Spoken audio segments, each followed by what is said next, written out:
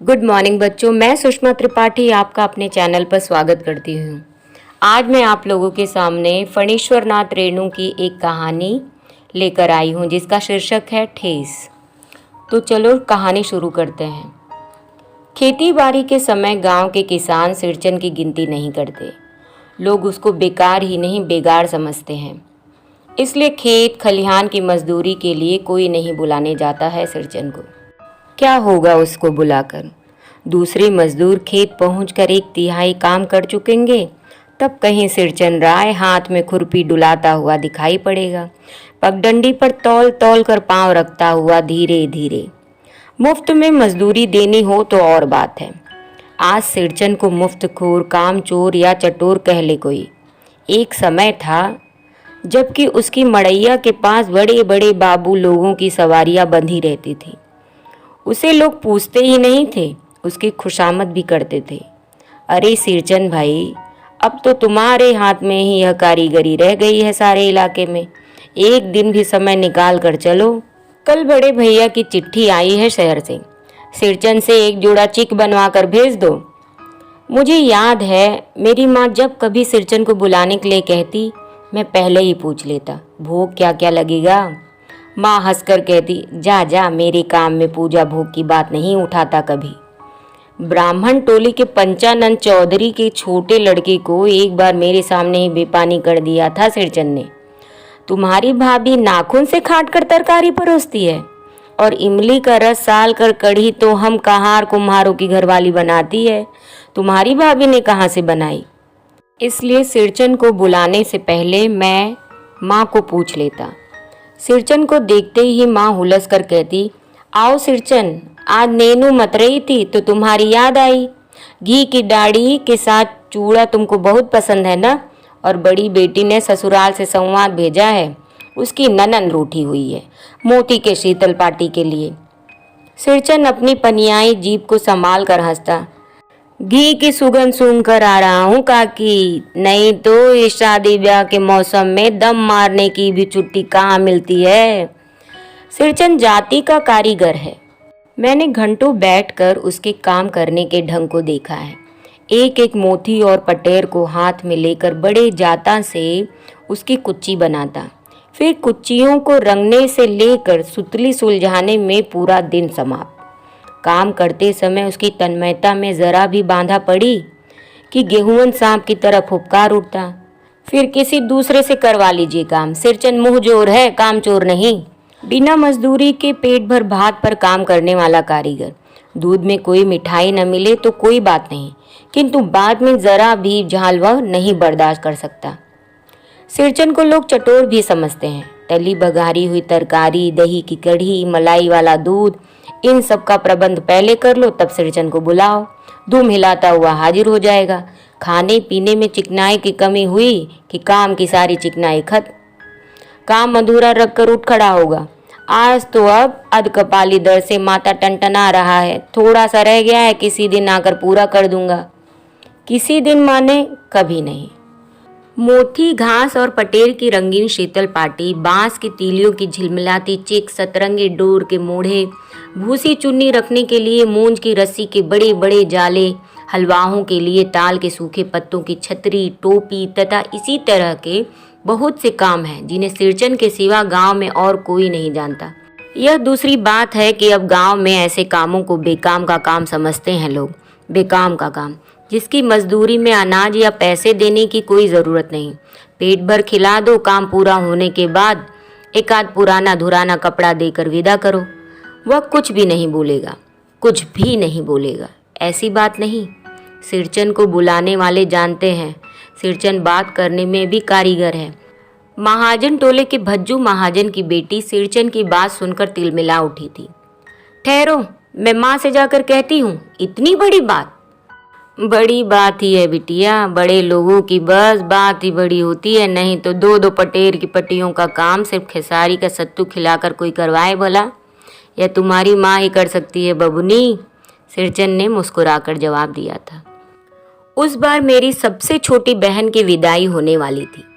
पहली बार ससुराल जा रही थी मानू के दूल्हे ने पहले ही बड़ी भाभी को खत लिखकर चेतावनी दे दी है। मानू के साथ मिठाई की पतीली ना आए कोई बात नहीं, 3 जोड़ी फैशनेबल चिक और पटेल की 2 शीतल पार्टियों के बिना आएगी मानू तो। भाभी ने हंसकर कहा, बेरंग वापस। इसलिए 1 सप्ताह से पहले ही सिरचन को बुलाकर काम पर तैनात करवा दिया था माँ ने। देख सिरचन, इस बार नई धोती दूंगी, असली मोहर छाप वाली धोती। मन लगाकर ऐसा काम करो कि देखने वाले देखकर देखते ही रह जाएं। पान जैसी पतली छुरी से बांस की तीलियों और कमानियों को चिकनाता हुआ सिरचन अपने काम में लग गया। रंगीन सुतलियों से झब्बी डालकर वह चिक बुनने बैठा। 1.5 हाथ की बिनाई देखकर ही लोग समझ गए कि इस बार एकदम नए फैशन की चीज बन रही है, जो पहले कभी नहीं बनी। मझली भाभी से नहीं रहा गया, पर्दे की आड़ से बोली, पहले ऐसा जानती कि मोहर छाप वाली धोती देने से ही अच्छी चीज बनती है तो भैया को खबर भेज देती। काम में व्यस्त सिरचन के कानों में बात पड़ गई। बोला, मोहर छाप वाली धोती के साथ रेशमी कुर्ता देने पर भी ऐसी चीज नहीं बनती बहुरिया। मानू दीदी काकी की सबसे छोटी बेटी है, मानू दीदी का दूल्हा अफसर आदमी है। मझली भाभी का मुंह लटक गया। मेरे चाची ने फुसफुसा कर कहा, किससे बात करती है बहू? मोहर छाप वाली धोती नहीं, मुंगिया लड्डू। बेटी की विदाई के समय रोज मिठाई जो खाने को मिलेगी, देखती है ना। दूसरे दिन चिक की पहली पांत में 7 तारे जगमगा उठे, 7 रंग के, सतभैया तारा। सिरचन जब काम में मगन होता है तो उसकी जीभ जरा बाहर निकल आती है होंठ पर। अपने काम में मगन सिरचन को खाने पीने की सुध नहीं रहती। चिक में सुतली के फंदे डालकर अपने पास पड़े सूप पर निगाह डाली। चिवड़ा और गुड़ का एक सूखा ढेला। मैंने लक्ष्य किया, सिरचन की नाक के पास 2 रेखाएं उभर आई। मैं दौड़कर माँ के पास गया। माँ, आज सिरचन को कलेवा किसने दिया है? सिर्फ चिवड़ा और गुड़? माँ रसोई घर में अंदर पकवान आदि बनाने में व्यस्त थी। बोली, मैं अकेली कहाँ कहाँ क्या क्या देखूं। अरे मझली, सिरचन को बूंदिया क्यों नहीं देती? बूंदिया में नहीं खाता काकी। सिरचन के मुंह में चिवड़ा भरा हुआ था। गुड़ का ढेला सूप के किनारे पर पड़ा रहा अछूता। माँ की बोली सुनते ही मझली भाभी की भौहें तन गई। मुट्ठी भर बूंदिया सूप में फेंक कर चली गई। सिरचन ने पानी पीकर कहा, मझली बहुरानी, अपने मैके से आई हुई मिठाई भी इसी तरह हाथ खोलकर बांटती है क्या? बस मझली भाभी अपने कमरे में बैठकर रोने लगी। चाची ने माँ के पास जाकर लगाया। छोटी जाति के आदमी का मुंह भी छोटा होता है, मुंह लगाने से सर पर चढ़ेगा ही, किसी के नैहर ससुराल की बात क्यों करेगा वह? मझली भाभी माँ की दुलारी बहू है। माँ तमक कर बाहर आई। सिरचन, तुम काम करने आए हो, अपना काम करो। बहुओं से बदकुट्टी करने की क्या जरूरत? जिस चीज की जरूरत हो मुझसे कहो। सिरचन का मुंह लाल हो गया। उसने कोई जवाब नहीं दिया। बांस में टंगे हुए अधूरे चिक में फंदे डालने लगा। मानो पान सजाकर बाहर बैठक खाने में भेज रही थी। चुपके से पान का एक बीड़ा सिरचन को देती हुई बोली और इधर उधर देखकर कहा, सिरचन दादा, काम काज का घर, 5 तरह के लोग 5 किस्म की बात करेंगे, तुम किसी की बात पर कान मत दो। सिरचन ने मुस्कुराकर पान का बीड़ा मुंह में ले लिया। चाची अपने कमरे से निकल रही थी। सिरचन को पान खाते देखकर अवाक हो गई। सिरचन ने चाची को अपनी ओर अचरज से घूरते देखकर कहा, छोटी चाची, जरा अपने डिबिया का गमकौआ जर्दा तो खिलाना, बहुत दिन हुए। चाची कई कारणों से जली भुनी रहती थी सिरचन से। गुस्सा उतारने का ऐसा मौका फिर नहीं मिल सकता। झनकती हुई बोली, मस्करी करता है? तुम्हारी चढ़ी हुई जीभ में आग लगे। घर में भी पान और गमकौआ जर्दा खाते हो, चटोर कहीं के। मेरा कलेजा धड़क उठा। यत्परो नास्ते। बस सिरचन की उंगलियों में सुतली के फंदे पड़ गए। मानो कुछ देर तक वह चुपचाप बैठा पान को मुंह में घुलाता रहा। फिर अचानक उठकर पिछवाड़े पीक थूक आया।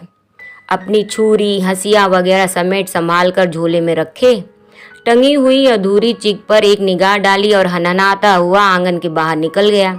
चाची बड़बड़ाई, अरे बाप रे बाप, इतनी तेजी! कोई मुफ्त में तो काम नहीं करता। 8 रुपए में मोहर छाप वाली धोती आती है। इस मुंह झौसे के मुंह में लगाम है न आंख में शील। पैसा खर्च करने पर सैकड़ों चिक मिलेंगी। बातर टोली की औरतें सिर पर गट्ठर लेकर गली गली मारी फिरती हैं।